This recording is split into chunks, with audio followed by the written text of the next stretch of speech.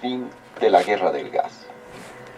A 15 años de recordar aquellos fatídicos hechos que iniciaron en septiembre y se extendieron hasta finalizar el 17 de octubre de 2003, hoy en día las heridas siguen vivas.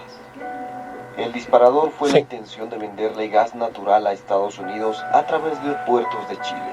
Esto generó una principal demanda de no vender por Chile hasta que existiera una política de abastecer el mercado interno. La segunda demanda era la exigencia de una asamblea constituyente para la creación de consensos mediante pactos sociales. El debate se originó en el año 2002, bajo la administración de Jorge Quiroga, que propuso construir un gasoducto hasta el puerto de Mejillones en Chile. Voces de protesta se escucharon ir en contra de aquella propuesta, que quedó suspendida hasta la llegada de un nuevo gobierno. El tema continuó con fuertes debates sobre las mejores opciones para esta propuesta. El nuevo gobierno llegó apenas con el 22% de los votos, realizando coaliciones con diferentes partidos. Gonzalo Sánchez de Lozada retomó el tema con el apoyo extranjero del FMI, la OEA, el BID y otros entes de exportar gas por Chile a bajo precio. La población no estaba de acuerdo y pedía la nacionalización e industrialización en territorio boliviano. En el mes de septiembre de 2003 inician las protestas con huelgas de hambre, bloqueos de caminos y marchas hacia la sede de gobierno. También los primeros pedidos de renuncia se hacen escuchar. En La Paz y el Alto se genera un paro cívico violento en los siguientes días. Carlos Mesa y otros aliados deciden alejarse del gobierno. La policía dialoga con los manifestantes ya que sus municiones se habían agotado. La convulsión era alta y hasta el 15 de octubre el pedido era único y masivo: renuncia del presidente. El gobernante no pensaba hacerlo. El 17 de octubre, con más de 70 fallecidos y cientos de heridos, son las lamentables pérdidas de la guerra del gas, que obligó a dimitir al presidente Gonzalo Sánchez de Lozada, para luego que éste huya al exilio extranjero, dejando como presidente a Carlos Mesa. Hoy se continúa exigiendo justicia para las víctimas de la guerra del gas.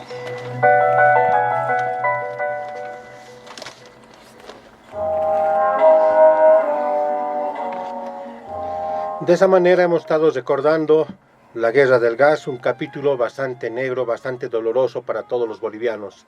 Damos inicio a Palabra por Palabra, con ese afán de poder comentar con usted, amigo, con usted, amiga, que sintoniza Radio Metropolitana, poder dialogar, reflexionar y debatir en torno a temas de coyuntura, junto a nuestros invitados que honran con su visita a Radio Metropolitana. Jorge, muy buenos días. Muy buenos días a todos nuestros radioescuchas. Hoy tenemos la presencia del doctor José Chazú, también Abdón Ledesma, Jabo Ferreira y próximamente esperemos que pueda estar llegando también el expresidente Víctor Hugo Cárdenas. Ex vicepresidente Víctor Hugo Cárdenas, para acompañarnos en el programa de hoy. La agenda es muy nutrida. Estaremos hablando sobre la recuperación de la democracia. Iremos hablando también sobre el octubre negro, ese octubre que llenó de luto, de dolor a la población boliviana, en especial al Alto. También hablaremos sobre las jornadas del pasado 10 de octubre en favor y en contra del movimiento al socialismo, la repostulación de Evo Morales, y también haremos un balance de la situación en Latinoamérica. Para tal efecto procederemos a presentar a nuestros invitados. Jorge. Así es, como decíamos, nos acompaña el doctor José Echazú. Jorge Echazú, mil disculpas. También tenemos la presencia Inicialmente saludamos a Jorge. Doctor Jorge Echazú, muy buenos días, bienvenido a Radio Metropolitana. Muchísimas gracias. Yo soy agradecido porque la verdad es que el pensamiento marxista está ausente en la media, que permanentemente está haciendo análisis de tipo político, y por eso yo felicito a Metropolitana por esa amplitud que tiene de invitar a quienes no somos invitados en los medios de la derecha, mucho menos, y tampoco en los medios del Estado, ¿no? Muchas gracias. También saludamos al licenciado Abdón Ledesma, él es docente de la Universidad Pública del Alto. Licenciado Ledesma, bienvenido a Palabra por Palabra. Muchas gracias y un saludo a todos los oyentes de Metropolitanas, siempre acá tratando de dar un poco la opinión sobre asuntos de actualidad en su programa Palabra por Palabra de Metropolitana. Gracias. También agradecemos la presencia de Javo Ferreira, él forma parte del ORSI, a quien le damos la bienvenida a Radio Metropolitana. Buen día, Héctor, un saludo a toda la audiencia de Metropolitana y bueno, acá intercambiaremos ideas con los presentes, ¿no? Como hemos ido comentando al principio, estamos esperando también la presencia del licenciado Víctor Hugo Cárdenas, él fue vicepresidente de nuestro país, esperemos que llegue en los próximos minutos.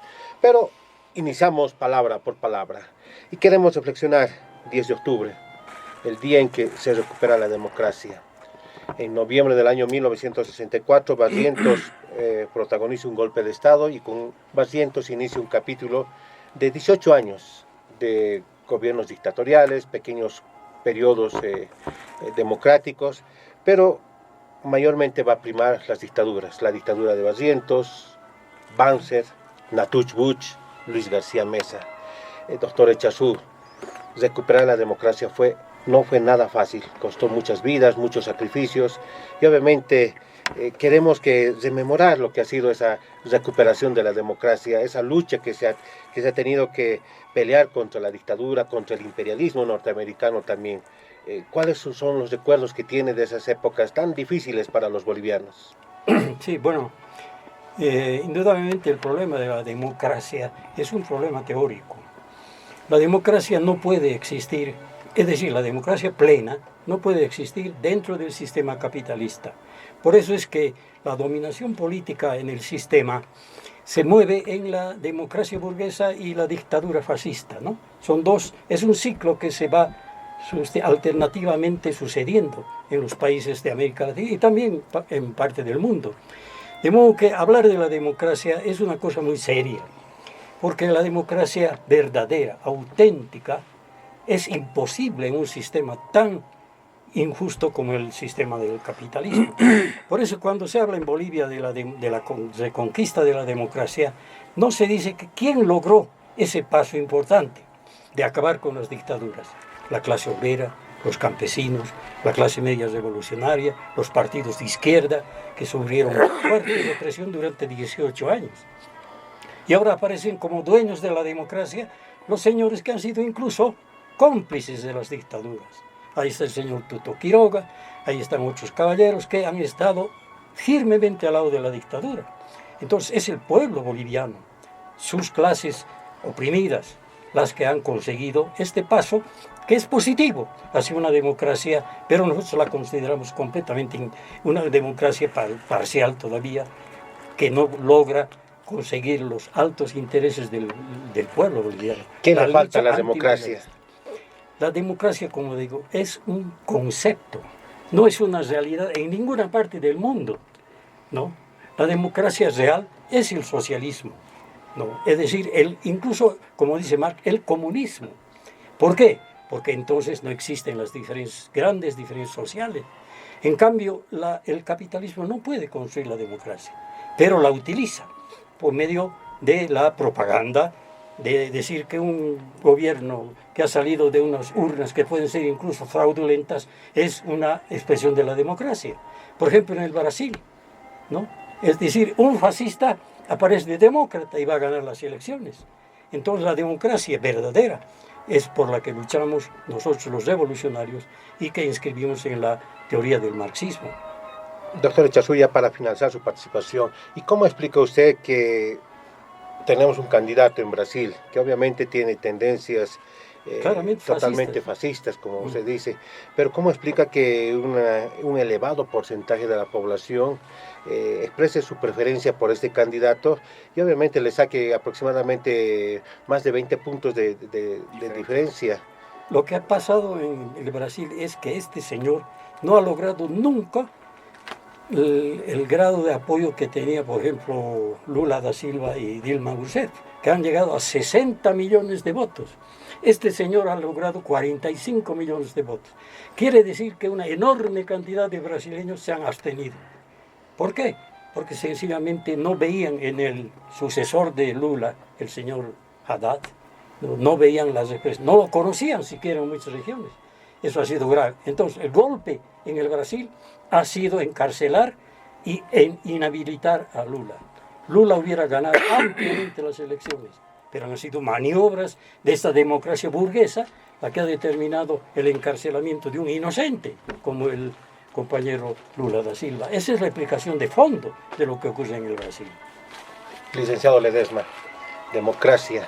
Algunos afirman que en democracia se respeta al ganador aunque sea por un solo voto. ¿Cuál es su punto de vista? Un poquito hablar de democracia en Bolivia es hablar también en contraposición a ello la dictadura. La dictadura, esa política de seguridad nacional a nivel global que mantiene el imperialismo. De alguna forma, la democracia, nosotros muchas veces la entendemos como esa democracia griega donde habían los ciudadanos y habían los esclavos, una democracia con esclavos. Yo creo que hablar de democracia en Bolivia también es la lucha de los mineros, la lucha de los campesinos, la lucha de la clase media, como decía mi antecesor. Por lo tanto, cuando vemos este panorama en nuestro país y ahora hablamos de democracia, pues estamos muchas veces en una confusión dentro de la parte del análisis político de esto. Hay veces se habla de políticos de antaño, los mismos políticos de antaño, o sea, hay una reversión de las cosas. Hablamos de democracia, los que participaron en las dictaduras. No olvidemos que lo que se hablaba, por ejemplo, a nivel latinoamericano, había la cuestión del Plan Cóndor, había una coordinación de la dictadura, una coordinación de la seguridad, de la política de seguridad nacional mundial imperialista. Por lo tanto, yo creo que hablar de democracia en estas circunstancias, donde hay un panorama en Bolivia prácticamente de ausencia de líderes, de las bases campesinas, de las bases de la clase media obrera, que de alguna forma a través de la globalización se ha diluido, a través de la parte de las organizaciones sociales, donde el partido político estructurado ha desaparecido y prácticamente aparecen organizaciones sociales o plataformas. Yo no sé, hasta a este momento yo, por ejemplo, no puedo definir qué es plataforma. Entiendo de alguna forma lo que es las organizaciones sociales de los sectores desprotegidos que de alguna forma subieron a través desde el 2006 a tomar parte del poder, pero que también fueron de alguna forma distorsionados. Y bueno, ese es el panorama actual en nuestro país, ¿no? Javo, un poco para ir explicando a la audiencia, yo quisiera que un poco nos puedas explicar desde tu punto de vista, desde tu concepción, lo que algunas corrientes llaman democracia burguesa y lo que se llama la democracia socialista, la democracia que por ejemplo vive Bolivia, qué características tiene, o la democracia que se vive por ejemplo en Cuba, donde hay un solo partido, donde no hay esa oportunidad de tener otros partidos. Bien, Héctor, digo, a mí me gustaría referirme un poco más a la situación de Brasil y todo, pues es delicado lo que está sucediendo en la región. Sin embargo, señalar brevemente que el régimen actual que conocemos como democracia evidentemente tiene serias limitaciones para la expresión de las grandes masas trabajadoras y populares, ¿no? Lenin definía esta democracia como la mejor envoltura de la dictadura del capital, ¿no? Porque la clase dominante, en la medida que le sirve para su dominación mantener determinadas formas democráticas, determinadas libertades, las puede tolerar. Sin embargo, como vemos en Brasil, cuando necesitan bajar costos de producción, aumentar la rentabilidad del capital financiero, del capital industrial, empiezan a recurrir a mecanismos que violentan su propio régimen, su propia democracia, recortando en forma creciente las libertades democráticas. Evidentemente, yo soy trotskista, como tú sabes, Héctor, y un gran punto en discordia dentro del movimiento marxista, por decirlo de alguna manera, es el carácter burocratizado de los estados obreros en la ex Unión Soviética, China y la misma Cuba, ¿no? Es decir, donde se interpreta la democracia socialista como las brutales dictaduras de partidos únicos y de castas burocráticas que, llegado el momento, no tuvieron ningún problema en pasarse con armas y bagajes al bando capitalista. Lo vimos en la Unión Soviética, lo vemos en China y lamentablemente en Cuba también. Sin embargo, lo que quiero referirme, Héctor, es no podemos entender lo que está sucediendo hoy con respecto a la democracia y las libertades democráticas si no damos una mirada un poco más amplia. Es decir, el fenómeno Bolsonaro, por ejemplo, en Brasil, no es un fenómeno aislado, no es un rayo en cielo sereno. Estamos hablando de una tendencia mundial al surgimiento de nacionalismos racistas, xenófobos, que alientan el ataque a los derechos civiles, a los derechos, a las libertades democráticas mínimas, como Donald Trump en Estados Unidos, que ya fue un elemento disruptivo en la política internacional. Lo vemos en Jean-Marie Le Pen en Francia, que estuvo a punto de ganar las elecciones hace 2 años. Lo vimos en la UKIP británica, que logró la salida del Reino Unido de la Comunidad Europea. Lo estamos viendo en Indonesia, en un gobierno semifascista también en Italia. Es decir, hay una tendencia al proteccionismo, una tendencia a desarrollar regímenes dentro de las mismas democracias cada vez más represivos, cada vez más violentos, cada vez más excluyentes de las grandes mayorías nacionales.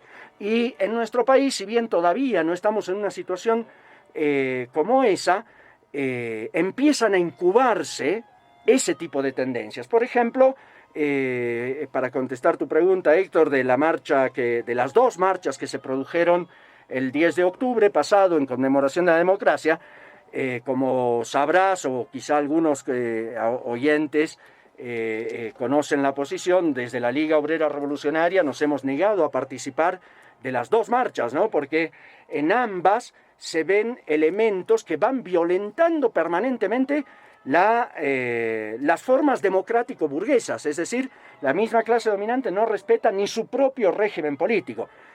¿A qué me refiero? Por ejemplo, si nosotros miramos las plataformas del 21F, evidentemente habrá gente que tiene algún espíritu democrático y que se moviliza en rechazo a las tendencias a imponer su voluntad por parte del gobierno apoyándose en el Poder Judicial.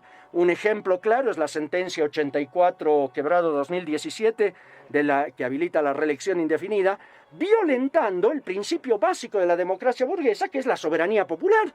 Es decir, el iluminismo francés en el siglo XVIII y el racionalismo estableció como principio fundamental del nuevo ordenamiento político, digamos, moderno, de la modernidad, el concepto de soberanía popular. ¿Y qué es el concepto de soberanía popular? Es decir, la mayoría sobre la minoría. ¿Cómo puede ser que 5 jueces venales pueden imponerse sobre una amplia mayoría? Entonces, evidentemente, esa actitud antidemocrática desde el gobierno semi-bonapartista alimenta y legitima a sectores de la oposición. Pero ojo, dentro de esos sectores de la oposición, si bien puede haber gente que legítimamente y con un espíritu democrático se moviliza, existen otras organizaciones que son mayoritarias también, otras plataformas, como dijo el señor que me antecedió, que están en contacto nada menos que con Bolsonaro. Es decir, que hablan de democracia cuando no condenan la violencia xenófoba y brutal que hemos visto la última semana. Mirá, Héctor, el domingo fueron las elecciones, la primera vuelta en Brasil. Estamos a 7 días, de esa jornada. En 7 días hemos tenido un raid de violencia en Brasil con más de 50 ataques a negros, a comunidades LGBT, a organizaciones de derechos humanos, es decir, 50, y debe ser más porque 50 era hasta ayer. Entonces, Estamos hablando de 10 hechos de violencia cotidiano. ¿Qué dicen estas plataformas? Nada. Es más, están hablando de una nueva democracia, que Bolsonaro vendría de la mano de las Fuerzas Armadas y el Poder Judicial a inaugurar una nueva democracia. ¿Qué quiero señalar con esto, Héctor? Que lamentable, o en Macri, que acaba de aprobar un decreto donde habilita, después de casi 20 años o un poco más, desde la recuperación de la democracia en el año 83, habilita a la intervención de las Fuerzas Armadas en conflictos internos. Es decir, estamos viendo el sentido de la aguja al revés. Es decir, el pueblo argentino, los trabajadores habían impuesto una serie de normativas que impedían a las Fuerzas Armadas involucrarse en política. Bueno, eso se terminó a partir del año pasado, donde Macri está violentando eso. Quiero terminar señalando lo siguiente. Lamentablemente, estas tendencias a la violación de las libertades democráticas que estamos viendo en toda Latinoamérica no caen del cielo. Es decir, acá hay una responsabilidad de los distintos gobiernos. Lamentablemente, el Partido de los Trabajadores en Brasil, cuando dieron el golpe judicial, las Fuerzas Armadas, con una mentira escandalosa como fue la acusación de corrupción, que hasta las mismas Naciones Unidas tuvieron que decir que Lula sea candidato, déjenlo ser candidato aunque sea desde la cárcel, se negaron a movilizar en las calles a los trabajadores del pueblo. ¿Por qué te digo esto? Han confiado en los mecanismos de la institucionalidad burguesa y antidemocrática del Poder Judicial, cuando lo que correspondía era salir a las calles con los millones de trabajadores, paralizar las industrias, las fábricas, el transporte, los medios de comunicación, y se negaron. Bueno, hoy estamos en un momento en que ese golpe judicial que se inició con la destitución de Dilma hace 2 años está pegando un salto cualitativo con Bolsonaro. Y eso significa que tenemos que empezar a discutir cómo vamos a enfrentar en las calles, en las fábricas y en las universidades esta tendencia cada vez más antidemocrática que recorre el continente, ¿no? Muchas gracias, Javo. Doctor Echazú. Sí, tenemos que ordenar un poco la discusión, porque si hablamos de todo, sencillamente no sabes por qué nos vamos a ir refiriendo. Lo que yo quisiera ir manejando el hilo conductor, y quería hacer la consulta a usted, doctor Echazú, ¿cuál es el estado de la democracia en Bolivia? ¿Cuál es el estado? ¿Realmente está corriendo peligro nuestra democracia boliviana? Mire, ¿realmente se está violentando la democracia con la 4ª postulación de Evo Morales? Mire, decíamos que la democracia no es más que un postulado utópico en la sociedad actual. No existe democracia en ninguna parte del mundo. Lo que existen son procesos de democratización o procesos de fascistización. Es decir, los pueblos avanzan en la defensa de sus intereses o retroceden en la defensa de sus intereses. Por eso que abre el panorama mundial y sobre todo refiriéndonos a Bolivia, porque tenemos que hacer énfasis en el problema boliviano. Porque el problema mundial es muy largo, referirse a cada país del mundo, imagínense. Entonces, lo que pasa es, en Bolivia hay un proceso franco de democratización. Hay un proceso de democratización en Bolivia que no se puede negar. Por ejemplo, la concepción trotskista dice que sencillamente, como no es democracia socialista, entonces hay que pasarse a la otra vereda y hacer causa común con la derecha. Lo que tiene que comprenderse en el caso boliviano es que la contradicción fundamental se da entre naciones oprimidas y el imperialismo. El imperialismo tiene a su favor las oligarquías de todos los países de América Latina. Todas estas oligarquías constituyen un bloque que va a intentar ahora sustituir la democracia burguesa por la tendencia claramente fascista. Esto lo está demostrando Bolsonaro. ¿Y qué hace la concepción trotskista? Sencillamente criticar a los gobiernos progresistas de América Latina y del mundo entero y naturalmente hacer causa común con el enemigo de los pueblos. En los hechos vemos esa situación. La unidad de los grupos revolucionarios, de los partidos revolucionarios, depende fundamentalmente de la unidad. Por eso es que nosotros, en el caso boliviano, planteamos con toda claridad que hay 2 tendencias fundamentales. Por una parte, el proceso democrático de cambio que está llevando adelante el gobierno actual, con todos sus errores, con todas sus falencias, es un proceso patriótico, popular y antiimperialista, que es lo fundamental. El país no puede dejar de comprender que si caemos nuevamente en la condición de colonia, en la condición de país dependiente, vamos a ser nuevamente el patio trasero del imperialismo. Doctor Por eso es importante que comprendamos que actualmente en Bolivia se está definiendo el problema fundamental. Y vamos a definir, permítame terminar. Adelante, doctor, continúe. El problema actual, el famoso 21F. Yo le puedo probar aquí a la mesa que la postulación de Evo Morales es absolutamente legal y legítima. ¿Por qué? Decía el anterior exponente, la soberanía reside en el pueblo. El pueblo es el soberano, es el poder soberano que corresponde al pueblo. Muy bien, ¿en qué parte de la Constitución se prohíbe la postulación del señor Morales? ¿En qué artículo? Me van a tener que decir. En el artículo tal se dice que el señor Morales no puede postular en ninguna parte. Ahora bien, si la postulación es legal y legítima, y si el señor Morales en la elección es elegido con mayoría, ¿quién puede discutir esa mayoría? ¿Quién puede discutir esa mayoría? Esa mayoría es legítima. Por tanto, entre el artículo 7º de la Constitución y el artículo 168 de la misma hay una contradicción, porque el artículo 168 está limitando la vigencia del artículo 7º, está negando al pueblo que pueda optar por la continuidad, porque la continuidad de un régimen no es mala siempre. Es mala cuando se pretende continuar un régimen nefasto, como los regímenes fascistas. Pero si el pueblo determina una continuidad, es absolutamente legítima y legal, por los argumentos jurídicos que estoy exponiendo. Hay diferencia, señor, entre la postulación y la elección, no es lo mismo. La derecha, representada aquí por el señor Cárdenas, por ejemplo, sostiene que el pueblo es soberano, pero se niega a aceptar que el señor Morales vaya a una nueva elección. ¿Por qué? Porque su postulación no está prohibida, absolutamente, no está prohibida. En ese sentido, la postulación es legítima y legal, y la elección depende del soberano. Eso es lo concreto que podemos plantear acá desde el punto de vista de la actual problemática electoral y política. La última consulta, doctor Echazú, antes de... Bueno, inicialmente voy a saludar al licenciado Víctor Hugo Cárdenas, que acaba de llegar al panel de debate de Radio Metropolitana. Muy buenos días, licenciado Cárdenas. Bienvenido a Radio Metropolitana. Gracias y un saludo a los compañeros de esta mesa. Un placer.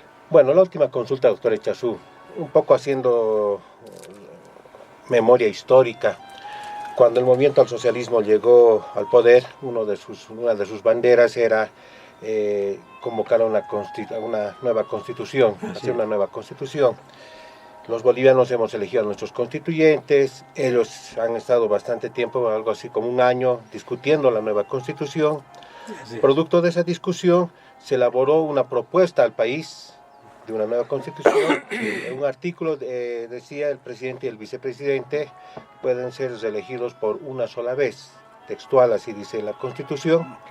Ese trabajo fue aprobado por los bolivianos en votación, en un referendo aprobatorio. Aprobamos esa constitución con ese artículo en el que se especifica claramente que puede ser reelegido por una sola vez, sí, textual, ¿no? Después de eso vino incluso una pequeña discusión, no digo pequeña, sino una gran discusión, porque de repente ya estaba en la segunda postulación el presidente Evo Morales, y cuando ya vino la tercera dijeron ya se cumplió su primera y su reelección ya se cumplió, pero de repente dijo no, la primera gestión era en base a la anterior constitución, sí. A la República de Bolivia. Hicimos una trampita, utilizo la misma palabra que utilizaron ellos, ¿no? Hicimos una trampita, por lo tanto el primero no vale, recién es el primero, ahora recién me toca mi repostulación, fue la tercera postulación del presidente Evo Morales. Luego vino un referendo donde se perdió por un pequeño margen, pero se perdió. en el que la mayoría de los bolivianos decían no a la enmienda de ese artículo de la Constitución Política del Estado. Y bueno, al final se tuvo que pasar por el tribunal y todo. Bueno, está haciendo el contexto histórico, ¿no? Para que nuestros radioyentes puedan escuchar, además de nosotros, ¿no? ¿Cuál es su punto de vista? Al parecer, incluso se ha violentado algunos artículos de la Constitución, ha habido un referendo que de repente no se cumplió, e incluso el mismo presidente habla de una trampita, ¿no? Utilizando la misma palabra que le hicimos a la oposición. ¿Cómo podemos argumentar este tema? Hemos explicado con toda claridad que si nosotros somos realmente partidarios de darle al pueblo, al soberano, la última decisión, ¿por qué le negamos al pueblo tener una continuidad con un régimen? ¿Por qué? Sencillamente porque le estamos negando al pueblo una atribución propia, omnímoda de él mismo. Si se dice que puede postular y es elegido por el pueblo, ¿qué observación puede existir? Ninguna. Absolutamente ninguna. Yo digo que esa es la posición nuestra. Hay una contradicción entre el artículo 7, que dice el pueblo es el soberano, y el 68, el 68, que dice que solamente puede el pueblo elegir 2 veces. ¿Por qué no 3? ¿Por qué no 4? Absolutamente se está violentando el derecho del pueblo a la continuidad de un régimen. Esto es absolutamente lógico, desde el punto de vista de la lógica jurídica. No hay ninguna prohibición a la postulación del señor Morales. Muéstreme un artículo en el que diga que el señor Morales o cualquier otro político pueda postular. Entonces, si nos estamos refiriendo a la elección, ya entramos pues en el problema de la soberanía del pueblo. Ese es un argumento completamente irrebatible. Irrebatible. Le damos la palabra al licenciado Víctor Hugo Cárdenas, a quien le pediría que nos dé su punto de vista en relación a ese debate, en realidad esa lucha ideológica que se dio el pasado 10 de octubre, una marcha muy numerosa, por cierto, en favor del presidente Evo Morales por su repostulación, pero también otra marcha también numerosa con una gran cantidad de personas que también estaba en contra. Un país polarizado. Bueno, efectivamente, en un proceso democrático, en una sociedad plural, con diversidades de distinta naturaleza, no solo ideológica y política, es natural que la gente no piense de una sola forma, pero hay que tratar de encontrar las razones y fundamentos de esas diferencias. En este tema electoral y de periodo de mandatos, no puede valer la palabra de uno o del otro, sino hay que atenerse a las reglas de juego. Y esas reglas de juego están pactadas en la llamada Constitución Política del Estado. En una sociedad que dice ser democrática, cualquier grupo, estos 2 bandos o un tercero o un cuarto, tienen que atenerse a las reglas de juego, así estén de acuerdo o no. Hay gente entre los cuales no nos gusta varios aspectos de la Constitución, pero el pueblo boliviano votó por esa Constitución y es obligación de todos respetarlo y cumplirlo. Y efectivamente el artículo 7 dice que la soberanía reside en el pueblo.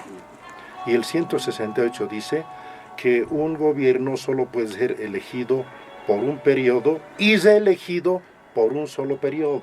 No da ningún resquicio para que sea por un tercero o por un cuarto. Ahora bien, parece haber contradicción, pero en el fondo no hay. Los 2 artículos hablan de 2 cosas totalmente distintas. Si uno lee el informe de la Comisión de Venecia, que está integrado por los mejores expertos en estos asuntos a nivel europeo, a nivel americano, norteamericano, centroamericano y sudamericano, hay varios miembros de varios países en dicha organización. Ante una consulta que la OEA hace, el secretario general Almagro a esa comisión, dice textualmente que cada estado, cada país pone limitaciones de mandato a sus mandatarios. Hay países que, como México, permiten solamente una gestión. El presidente gobierna, ejerce un periodo y luego tiene que irse a su casa. No se discute siquiera una segunda o una tercera gestión, porque así dice su constitución. Y nadie se queja de que sea un atentado a un derecho humano. En otros países como Bolivia antes y Estados Unidos solo había el derecho a una sola elección seguida, ¿no? Y por eso, por ejemplo, el último presidente Obama, después de 2 gestiones, se va a su casa. Lo mismo ocurría en Bolivia, pero algunos países de nuestra región han intentado ubicar resquicios, sobre todo usando el artículo 23 de la Convención Americana de Derechos Humanos, como si la restricción de esos mandatos fuesen violaciones a los derechos humanos. Y el informe de la Comisión de Venecia dice claramente, esa limitación de los mandatos es propio de un sistema democrático. Nada tiene que ver con una violación de los derechos humanos. O dicho al revés, la reelección indefinida no es un derecho humano. Llevar hasta ese extremo la lógica, quedamos ya en el absurdo. Ahora, hay justamente, y eso es de lamentar, no solo presidentes autoritarios que utilizaron este artículo distorsionándolo, también un presidente democrático como Oscar Arias usó en Costa Rica para su propio propósito esa mala interpretación del artículo 23. Lo mismo lo hizo el presidente Ortega y el presidente Morales. Ahora, el presidente de Guatemala, ex militar, se demandó a la OEA con este mismo tema. Y lo que le dijeron ayer es, usted señor no tiene razón. En Guatemala sí le han puesto restricciones, eso así, en un sistema democrático. No puede entenderse esas limitaciones como violaciones del derecho humano. Es decir, es llevar al absurdo la lógica y el contenido de la doctrina de los derechos humanos. Por lo tanto, en Bolivia, el 10 de octubre han salido a las calles gente que tiene esta interpretación de que el gobierno no puede tener más de 2 gestiones continuadas, y otros que creen ciertamente que están en el gobierno del MAS, que creen que puede quedarse el tiempo que le dé la gana. Solamente la muerte le puede sacar o solamente la voluntad del pueblo. Pero el mismo pueblo, de quien siempre se habla, el 2009 en el referéndum constitucional ha votado por más del 60% el artículo 168.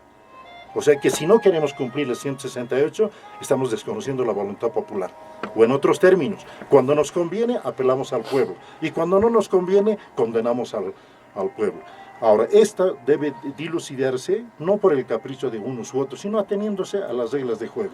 En democracia, desgraciadamente, hay que someterse a la norma, nos guste o no. Solo en una concepción típica de la izquierda autoritaria, llamada revolucionaria, utilizan la ley cuando les conviene y cuando no, pues lo pisotean. Esto no solo es en Bolivia, sino en diversas partes del mundo. Entonces lo que hay que definir es si estamos hablando de una perspectiva democrática o desde una perspectiva revolucionaria. Si me permite, claro, sigamos en orden, por favor. Licenciado Abdón, quisiera que continuemos en ese orden. ¿Cuál es su punto de vista? Estamos en 2 visiones de esa democracia, ¿no? O sea, los unos que apelan a que el pueblo, si decide que el presidente Evo Morales se quede varias gestiones, se queda porque es la decisión, la soberanía del pueblo. Y la otra posición que obviamente decía que es respetar las reglas de juego. Hay unas reglas de juego, hay una constitución, hay toda una serie de reglas que se han fijado con anterioridad y hay que cumplir guste o no guste. Lo que yo entiendo acá, la discusión de los colegas y también un poco parte de la política actual, es que es una discusión leguleyesca. Un poco decir, artículo dice A, el artículo dice B, bueno, yo tengo la razón, no tienes la razón. Lo que tendría que hacerse dentro de esta discusión es justamente el análisis de los programas. ¿Qué ofrece el programa del Movimiento al Socialismo para la continuidad en el poder? ¿Qué ofrece la oposición al mismo respecto? Por ejemplo, si analizamos la parte de la oposición, lo único que se escucha en los medios, incluyendo el 10 de octubre, es respeto al 21F. Respeto al 21F. ¿Y cuál es el programa? ¿Dónde está el planteamiento para la solución de los problemas de nuestro país? Ahí tenemos al actual gobierno, el Movimiento al Socialismo, de alguna manera planteando un programa de la continuidad de estos 12 años. Perfecto, lo conocemos, lo analizamos, muchos estamos de acuerdo, no estamos de acuerdo o podemos ser indiferentes. Pero de todas maneras existe un programa por el cual estamos nosotros como ciudadanos en general buscando la solución de problemas. En este momento hay soluciones nacionales, prioritarios. Se ha estado discutiendo sobre el mar. Se discute a nivel mundial sobre la cuestión alimentaria, la cuestión del agua potable, la cuestión de la capa de ozono, la cuestión, etcétera. Hay muchos problemas. Lo que tenemos que hacer los políticos de alguna forma, y también la parte académica de las universidades, es justamente orientar a la población de cuáles son los problemas que van a ir a resolver. Yo lamento que nuestros políticos, nuestras plataformas, nuestros principales candidatos en perspectiva, como la parte de los demócratas con Costas, con Doria Medina. Doria Medina, nuestro alcalde, Revilla, etcétera, etcétera. Lo único que se plantea a través de estos partidos políticos es el 21F. Yo creo que debemos orientar a través de los medios y también a través de la academia, incluso de los partidos políticos, empezar a tomar esta reflexión de cuáles son los problemas. Los problemas son de la parte de la alimentación. El problema también es la cuestión del desempleo. El problema es la cuestión de la industrialización en función del cuidado medioambiental, es decir, un desarrollo sostenible, pero a un nivel de lo que estamos elaborando como parte de la plataforma política propia de nuestro país. Yo creo que esa es la discusión que deberíamos centrarnos. Bueno, vamos a ir viendo, por lo menos propuestas. Yo sé que el tiempo no da para hablar de propuestas, programas, pero haremos una consulta Jabo sobre su visión de izquierda a derecha. Unos se tildan de derechistas, otros de izquierdistas. Bueno, eso te lo voy a reservar para después de este brevísimo corte comercial. Continuamos con palabra por palabra.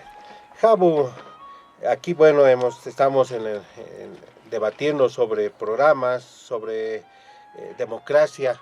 El movimiento al socialismo por momentos pretende polarizar el panorama político del país diciendo toda la derecha está en contra del MAS, como dando a entender que el MAS estaría en la izquierda y todos los que no son del MAS forman parte de la derecha.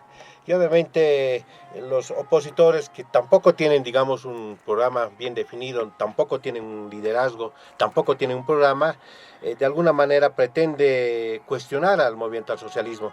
¿Será que todos los opositores al MAS son de derecha y el MAS está, como dice su sigla, en el socialismo?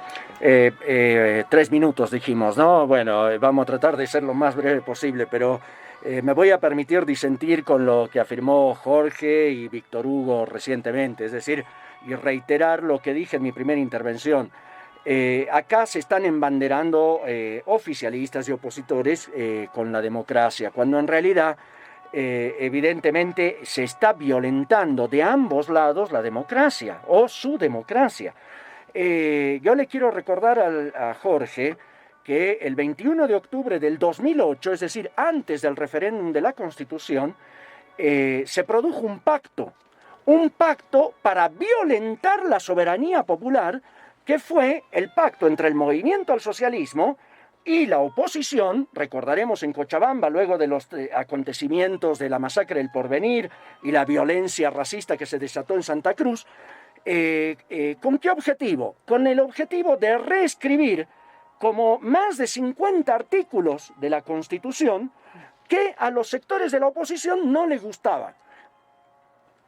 Tema tierra, tema latifundio, tema propiedad privada, tema herencia, que era lo que reclamaba Doria Medina, y entre todo ese combo de medidas que limitaban la soberanía popular estaba la no reelección, ¿no? Es decir,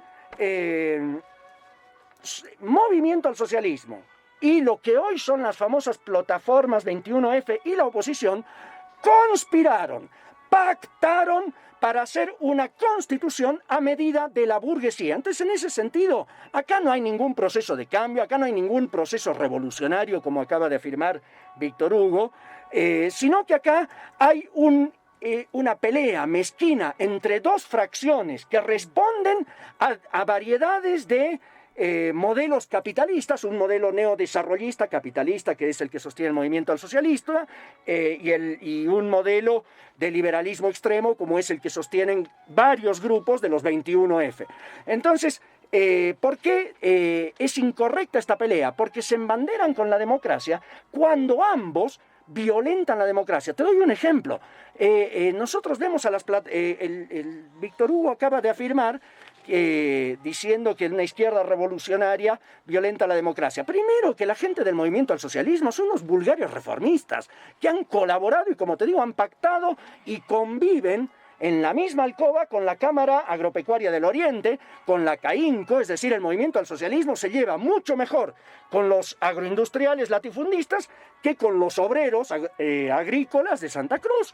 Entonces, acá no hay ninguna izquierda revolucionaria. Y termino con esto. Víctor Hugo dice, la izquierda revolucionaria violenta la democracia. Pero ¿y qué es Brasil?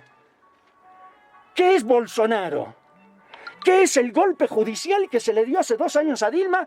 Héctor, el triunfo de Bolsonaro del 46% se garantizó, primero, impidiendo la candidatura del favorito que era Lula.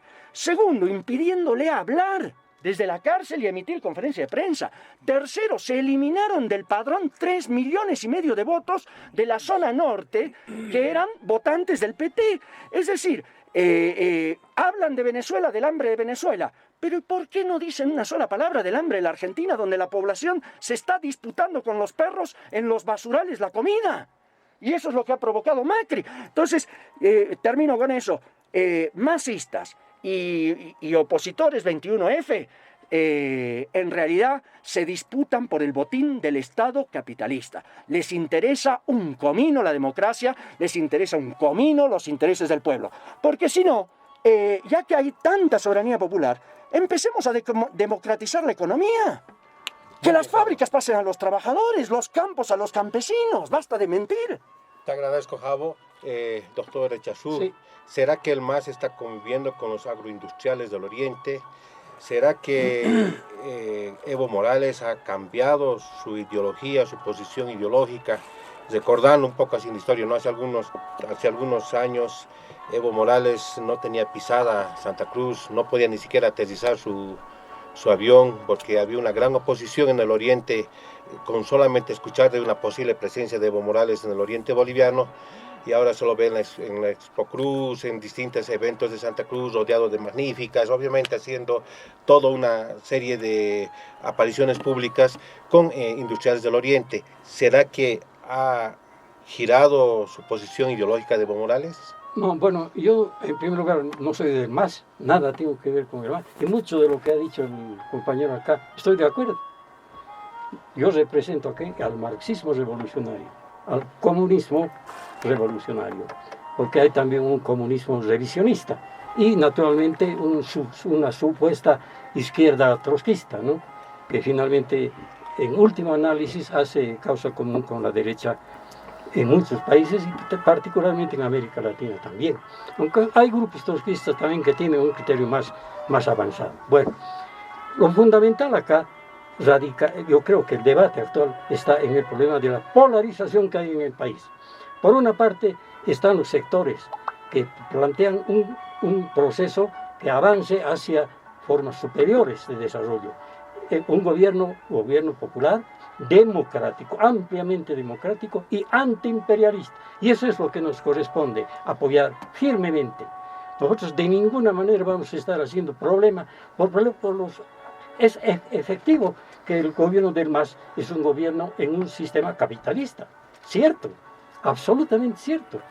Pero en este momento el problema está en determinar si estamos por la patria grande en América Latina o el patio trasero. La derecha es parte del patio trasero. Hablan de la democracia cuando deben acordarse muy bien, por ejemplo, de la represión que ha hecho la derecha que estaba en el gobierno a partir de esta famosa democracia burguesa, por ejemplo, de fenómenos como Amayapampa y Capacirca, que está exigiendo una investigación de esa masacre que se ha producido en nuestro país a cargo de ese gobierno del MNR. Entonces, y de sus aliados en esa época. De modo que acá hay dos corrientes muy claras. Estamos con el proceso, nosotros estamos con el proceso, con todos sus errores. Criticamos los errores del MAS, que son muchos. Evidentemente tiene pues que hacer componendas un gobierno popular que está sufriendo, ¿no?, los embates del imperialismo, como lo hace Venezuela, como lo hace Cuba, como lo hace Nicaragua. Naturalmente tiene que hacer concesiones, porque de lo contrario incluso se puede dar el fenómeno Bolsonaro, ¿no? Es absolutamente correcto llevar adelante un proceso de cambio. El MAS tiene muchísimos errores y nosotros los hemos criticado firmemente, pero en el problema concreto de la elección, cuando nosotros planteamos que el pueblo, absolutamente el pueblo, es el soberano, sencillamente estamos planteando una cosa absolutamente legal, legítima, desde todo punto de vista. Es la derecha la que agarra la democracia y el problema de la soberanía para sus intereses, porque niega al pueblo elegir 1, 2, 3, 4, 5, 6 veces o 10. En Alemania, la señora Merkel está 4 años, 4 gestiones en el gobierno. ¿Y quién critica a la señora Merkel? Nadie. ¿Por qué? Porque el pueblo es el que determina, en última instancia, quién le va a gobernar. Y eso todo solamente lo puede decir el pueblo en una elección legítima, además, que no sea fraudulenta. Muchas gracias, doctor Echazú. Licenciado Víctor Hugo Cárdenas, ¿cuál es la situación de la oposición? Por lo menos si se hace una correlación de fuerzas y como aparentemente va a ser el panorama electoral, la oposición va a ir separada en bastantes fracciones, y estas fracciones obviamente van a posibilitar un triunfo, porque Evo Morales, no podemos negar, tiene un interesante caudal de voto duro, voto consecuente hacia el movimiento al socialismo. Y la oposición, si va disgregada, si va separada, obviamente se va a debilitar, además de que no hay un liderazgo visible, no hay una cabeza visible. ¿Usted considera que la oposición, así como está, va a poder equilibrar fuerzas con Evo Morales en caso de que Evo Morales se habilite o lo habiliten a las próximas elecciones?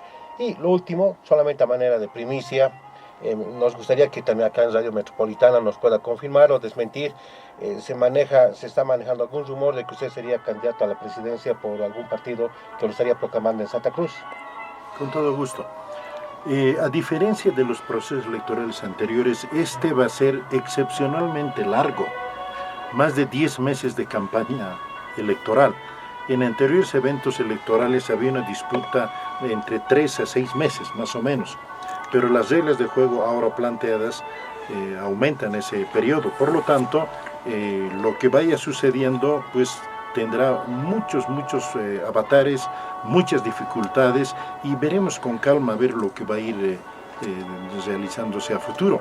Lo que sí me llama la atención es, más que hablar de una oposición, hablaría de oposiciones en plural. Hay una oposición, por ejemplo, interna al MAS, no solo disidentes que están fuera del MAS, sino dentro del propio MAS. En los últimos meses, la mayor cantidad de denuncias de corrupción no ha sido mérito de los opositores ni de los disidentes, han sido filtraciones de la propia gente del MAS que está en el gobierno. Porque yo, que conozco durante varios años al liderazgo político del país, voy a alguna oficina y siempre me saludo con amigos de ADN, del MNS, del MIR, de UCS, de varios partidos que ahora son furibundos y radicales masistas. Y nos saludamos, ¿qué estás haciendo aquí? Bueno, la historia cambia. Pero tú eras del general Banzer, adenista muerto, pero don Víctor Hugo, pues si no hago esto, pierdo mi trabajo y además me encanta. O sea, hay una transformación radical. Entonces, hay que hablar en plural. Hay una oposición político-partidaria cierta que dicen ser opositores al MAS, a su propuesta programática, y dicen que tienen propuestas diferentes a la Agenda 2025. A ver, habrá que conversar con ellos. Hay una oposición territorial, no es de tipo partidario, pero sí, geográficamente se puede identificar oposiciones territoriales. Entonces, la oposición es una palabra plural. Entonces, lo peligroso sería meterse en una sola bolsa y decir que es la oposición, o decir los derechos, o neoliberales, etcétera, ¿no? Está bien para el discurso, pero para entender y describir las oposiciones es un problema bastante complejo. Ahora bien, en un contexto electoral es legítimo, es normal, además es necesario que el partido de gobierno quiera quedarse en el poder. Nadie le puede prohibir, absolutamente, pero obviamente cumpliendo las normas. Este periodo de don Evo Morales ya es ilegal e inconstitucional. ¿Por qué? El numeral 2 de las disposiciones transitorias de la Constitución dice lo siguiente exactamente, se aprobó el 2009. Para fines de cómputo de esta Constitución, los mandatos anteriores a esta Constitución serán contados, serán tomados en cuenta. O sea, ya para el 2009 estaba en su segunda gestión. Esta es la tercera, es ilegal e inconstitucional. La siguiente, cuarta, peor. Entonces no se toman en cuenta las propias reglas que ellos mismos se han puesto. O sea, si el gobierno no va a ser capaz de cumplir sus propias normas, no la que le ha impuesto a la oposición, sus propias normas, pues ahí estamos totalmente perdidos. Ahora, ¿qué quiere decir oposición? Oposición quiere decir una fuerza política que proponga algo diferente, alternativo al gobierno. Porque si propone algo similar al gobierno o algo parecido al gobierno, ya no es oposición, pues, ¿no? Y lo que se ve es de que hay gente que propone cosas similares al gobierno. Incluso socios de personas, compañeros del partido de gobierno, que aparezcan ahora de opositores, es muy difícil creer que son realmente opositores, ¿verdad? Entonces, en Venezuela también Maduro agarró, enjuició, detuvo, incluso hizo desaparecer a opositores y cuando ya la cancha estaba libre, fabrica un opositor y se va a las elecciones.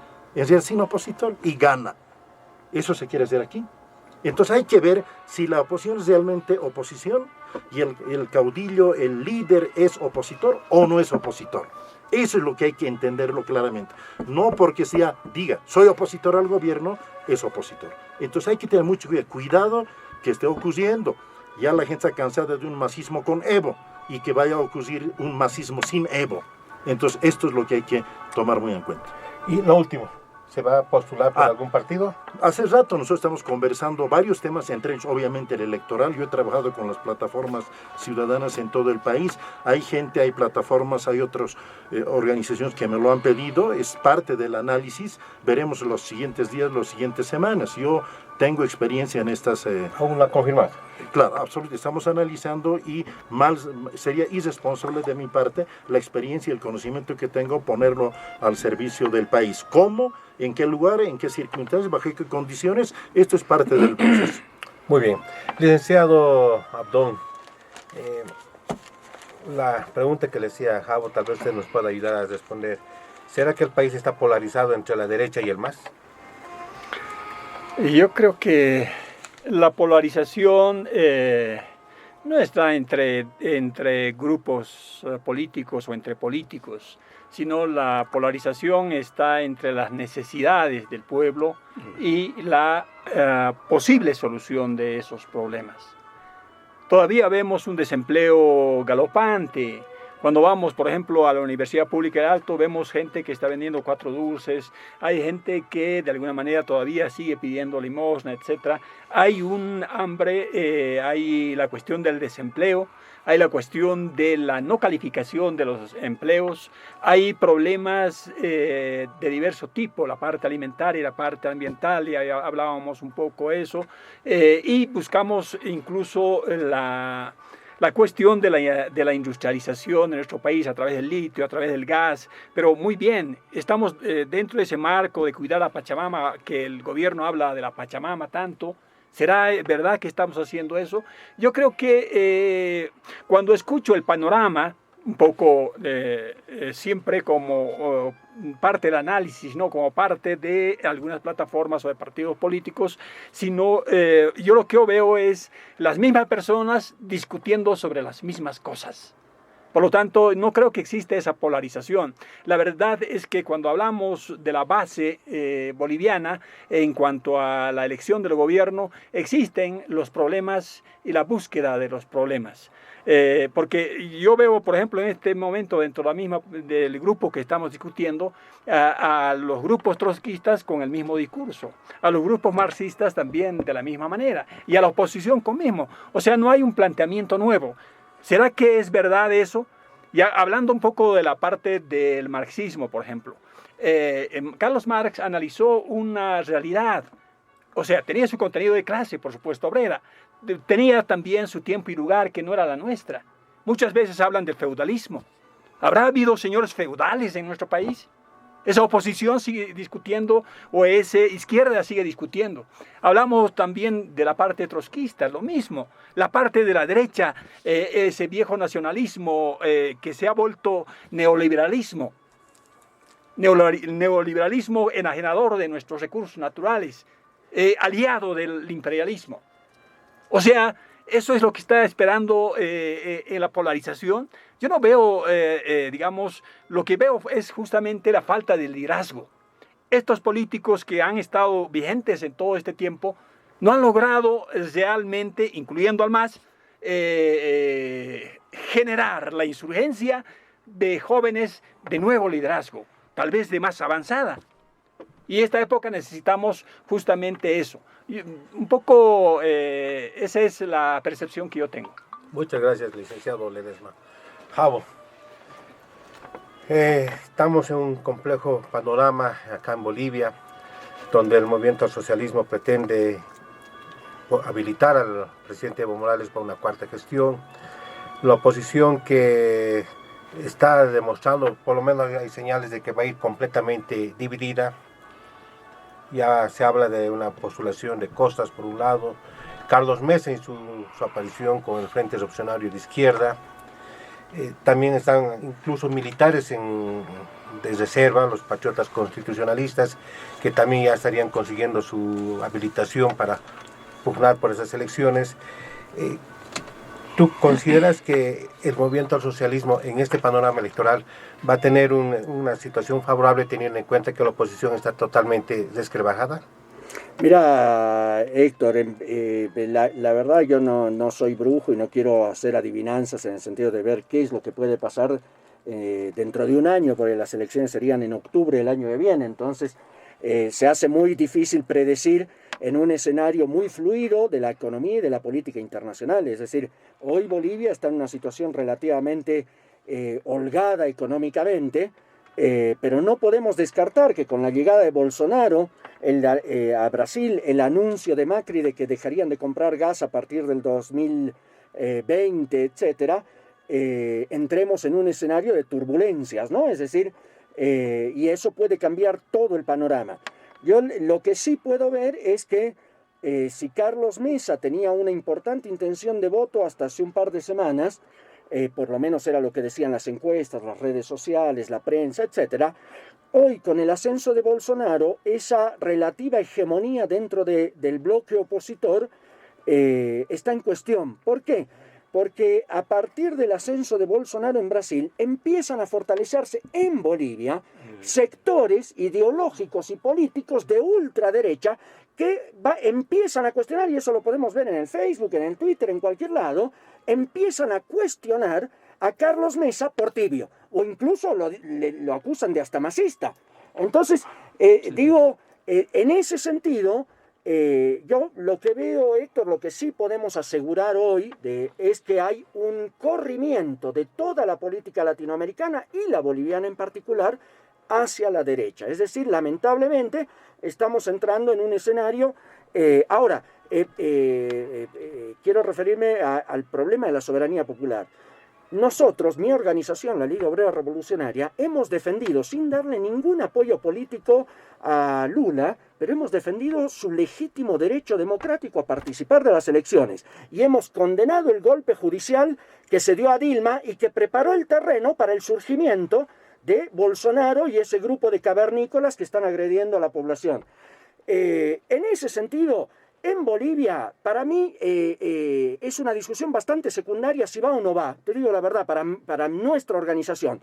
¿Por qué? Porque la verdadera discusión debería estar en las condiciones de trabajo en las fábricas, en las condiciones de vida en los campos, es decir, en cómo se termina con el latifundio en el oriente y terminar con esa cama redonda en que la gente del movimiento al socialismo convive con la Cámara Agropecuaria del Oriente. Le han entregado los aportes jubilatorios de los trabajadores a esa tropa de sinvergüenzas que quebraron el Banco Ganadero, que alimentaron las bandas fascistas de la Juventud Cruceñista el 2008 y 2009. Es decir, tenemos que recuperar la memoria, Héctor, y en ese sentido prepararnos. Digo, el gran problema que tenemos en este momento es cómo los trabajadores y el pueblo se preparan para enfrentar en las calles, en los campos, en las fábricas, una derecha que está tomando cuerpo en todo el continente con la vista gorda del PT, del movimiento del socialismo, que juegan a la legalidad, al electoralismo, mientras estos grupos cavernícolas están avanzando.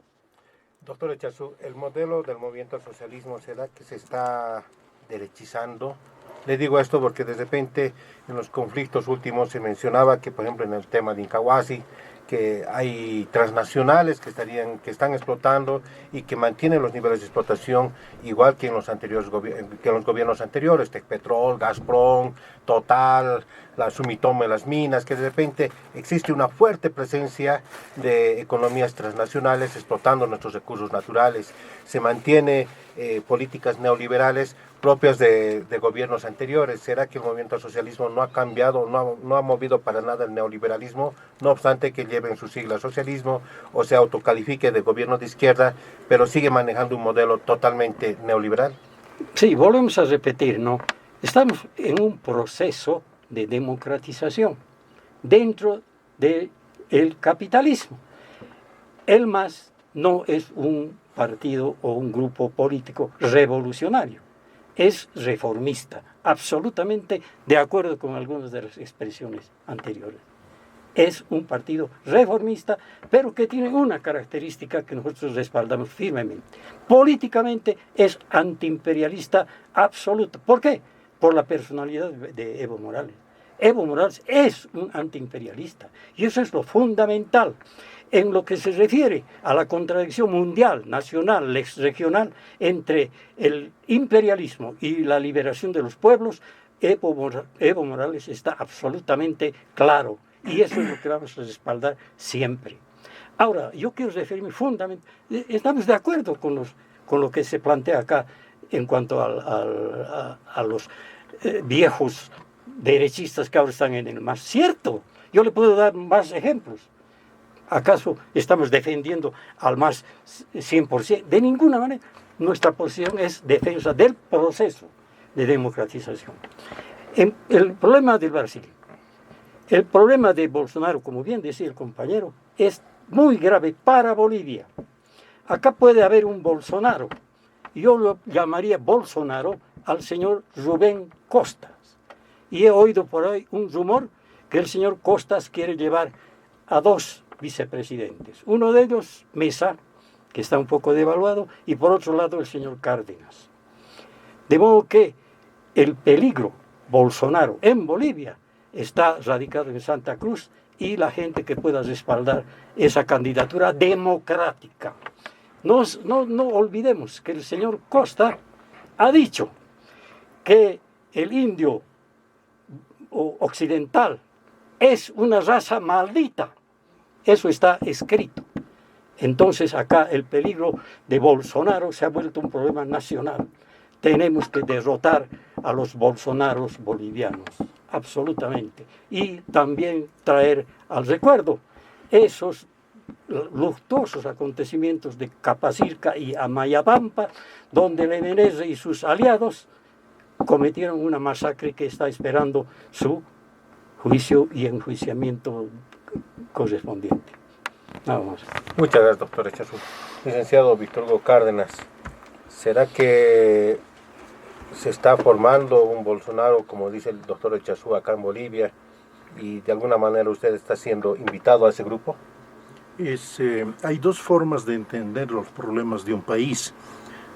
tratando de afinar los mejores instrumentos teóricos, metodológicos y procedimentales para entender una realidad cultural, histórica, política, social de un país, o aplicar instrumentos que ya están de moda para entender la propia realidad.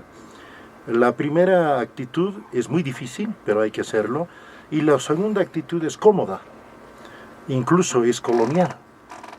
La primera idea de una descolonización y de una autonomía intelectual es pensar con cabeza propia.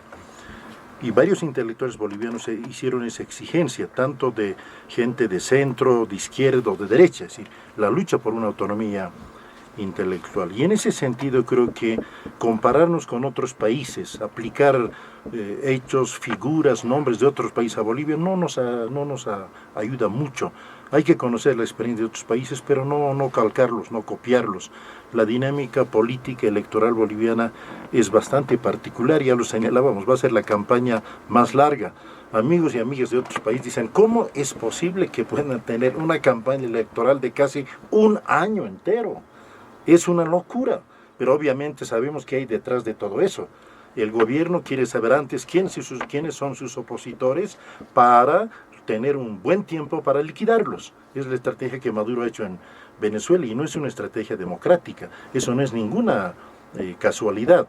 Por otra parte, también va a tener bastante tiempo para controlar, para presionar, para domesticar a esos candidatos. El gobierno no ha dado ninguna señal para dejar el poder de una forma pacífica. Yo no veo ni en mis sueños a Evo Morales entregando la banda presidencial a un presidente o a una hombre o mujer presidente sucesor a él. Quieren quedarse. Lo dicen de una u otra forma y lo dicen abiertamente. Entonces, eso tampoco es democrático. Por lo tanto, lo que yo veo es cómo el gobierno va a intentar dirigir este proceso para mantenerse él en primer lugar o para controlar candidatos. Si Evo no va a poder mantenerse por diversas razones, va a crear un masismo sin Evo. Y eso me parece enormemente peligroso. Y eso es lo que debemos tomar muy en cuenta. En una campaña electoral pesa mucho el marketing. Si bien no es definitivo, pero pesa el marketing. Por ejemplo, nos han hecho creer que Evo Morales es indígena. Y hoy día mucha gente cree que es indígena. Ha nacido en cuna indígena, pero cultural, lingüística, moral y éticamente, nada tiene de indígena. Se ha hecho creer también que este es un gobierno sin muertos. Los anteriores sí, se critica mucho, pero este gobierno que está cerca casi a 100 de muertos. Cuando el presidente había dicho, si en mi gobierno hay un solo muerto, me voy a retirar. Ya van alrededor de 100 y no ocurre nada. Entonces hay mucha apariencia y mucha realidad. Entonces hay que tener mucho cuidado. El problema de la democracia tal como se la conoce tiene mucho de aparente y tiene mucho de realidad. No todo lo que brilla es oro, así que hay que tener muchísimo cuidado. Licenciado Abdón, ya aparte de los programas, de los contenidos de los partidos políticos, también el respeto a la democracia, el respeto a las libertades democráticas, un poco parafraseando lo que dice el licenciado Víctor Hugo Cárdenas, los gobiernos anteriores, estamos recordando, por ejemplo, hemos recordado al principio, como en un minuto en la historia, los muertos que ha protagonizado el MNR durante la guerra del gas, pero el actual gobierno también no ha estado exento de ese tipo de problemas. Hay muertos que se han provocado en protestas sociales.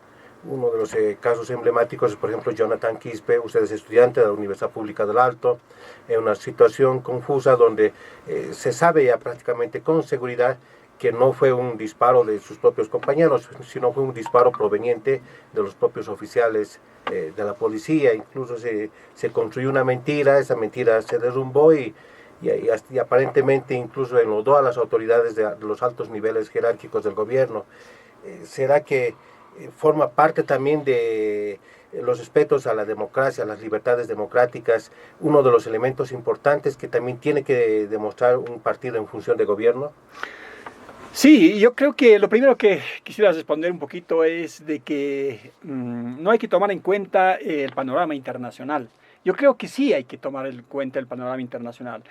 Cuando existe un imperialismo que marca las líneas centrales a la parte global, pues necesariamente es importante tomar a Bolsonaro, tomar el ejemplo de Argentina, de Colombia, etcétera, a fin de no repetir los mismos errores. Estamos de alguna forma marcados con la política imperialista. Por lo tanto, no podemos estar exentos de tocar dentro de la política nacional la cuestión de la política internacional. Yo parto de esa idea. Hablábamos, por ejemplo, nuestro compañero Víctor Hugo hablaba, por ejemplo, de que el marketing político es muy importante. Claro, el MNR, por ejemplo, sabe muy bien de eso. Trajo en las elecciones del 2004, para el 2002, ¿no? Empresa, ¿no? O 2003, justamente un asesor norteamericano para la cuestión de hacer su marketing político para las elecciones. Saben muy bien ellos. O sea, ni siquiera no tienen la confianza en nuestros marqueteros nacionales. Tienen que traer personal asesor político para las elecciones. O sea, fíjense, cuando decimos que no debemos tratar el aspecto internacional, estamos trayendo hasta asesores en ese aspecto de las campañas electorales. Y seguramente a través del imperialismo en estas próximas campañas tendremos. Hablabas un poco de la parte de la UPEA y la represión del actual gobierno. Es verdad, la UPEA es la única universidad que ha nacido de las bases. Es la única universidad que ha nacido de las necesidades de un pueblo marginado, donde no se le permitía ser licenciado. Apenas se le había indicado en el gobierno de Banzer de que podía ser un técnico medio, técnico superior. Y es la insurgencia del Alto es que ha logrado que surja. ¿Pero que surge cómo? Surge con el voto universal. No es como las universidades de San Francisco Javier, que es por gracia y bendición del gobierno de España, o las otras que han sido creadas desde el gobierno. La UPEA ha nacido de las bases, ha nacido de la sangre alteña. Por lo tanto, cuando hay una solicitud presupuestaria, es de lo que yo hablaba. Hablemos de problemas actuales en el país. El problema de hambre, de desempleo, problema de presupuesto para nuestras universidades. El presupuesto de la Universidad del Alto es apenas un cuarto de las otras universidades. Jonathan Quispe es eliminado y hay una fuerza represiva en la que distorsiona y dice que son los mismos que se han disparado. O sea, la escopeta no dispara, sino es la paloma que se mata. Muy bien, yo creo que esos son los problemas que debemos dilucidar en nuestros programas. Simplemente eso. Muchas gracias, licenciado Ledesma. Vamos a hacer un pequeño paréntesis comercial y continuamos ya en la recta final de Palabra por Palabra. Palabra por Palabra, le vamos a ceder la palabra, la última participación a Javo Ferreira, luego procederemos a la despedida del programa. Bien, aprovechando que me tengo que despedir, quiero señalar y reiterar la idea que he transmitido a lo largo de este programa. Tanto el oficialismo como la oposición se embanderan con la democracia y lamentablemente ambos la están violando sistemáticamente con prácticas antidemocráticas. Se hablaba hace unos minutos sobre los muertos, pero mientras sucedía el corte comercial, conversábamos acá como, por ejemplo, varios sectores vinculados a la oposición política y al 21F no dicen una sola palabra de la masacre del Porvenir que sucedió el 11 de septiembre del 2008 y que forzó el acuerdo miserable entre el gobierno y la oposición el 21 de octubre, donde se asesinó a una docena y algo más de campesinos que fueron virtualmente masacrados por la gente de la gobernación, en ese entonces dirigida por Leopoldo Fernández. Lo mismo sucedió en La Calancha y lo mismo sucedió con la sonada semifascista de enero del 2007 en Cochabamba. Sin embargo, el gobierno no es una Carmelita descalza. Ya lo mencionamos, Jonathan Quispe, pero Jonathan Quispe y su asesinato no es el único. Hay varios en conflictos regionales que han sido asesinados de esa manera, con canicas. Y son muertes, Héctor, que no han sido esclarecidas. Y el gobierno no tiene la intención de esclarecerlo. Es decir, ¿qué sucede con los muertos de Caranavi? ¿Qué sucede con los muertos recientes de la Asunta? Hago un llamado. Necesitamos exigir y poner en movimiento una lucha para esclarecer estos asesinatos. Romero y los altos mandos policiales responsables de la muerte de Jonathan Quispe deben ser juzgados y deben estar presos. Hay que exigir la libertad de Franklin Gutiérrez. Basta de perseguir políticamente a los dirigentes sindicales que se oponen. Basta de tener una práctica exactamente igual que de los neoliberales. Y asimismo, quiero enviar mi solidaridad con Jimmy Turri, que el día de ayer fue agredido por un orangután en un restaurante en Cochabamba, que pone en evidencia que tanto el gobierno como los opositores están dispuestos a ensangrentar el país, a violentar el país y a perseguir a los opositores. Entonces, muchas gracias por la invitación, Héctor. Me voy a retirar y un saludo a toda la audiencia de Palabra con Palabra. Muchas gracias, Javo Ferreira, por tu participación en Palabra por Palabra. Invito al licenciado Abdón, su despedida, sus palabras finales. Pues muchas gracias y por compartir con todos los panelistas de la radio y con los oyentes. Simplemente un llamado a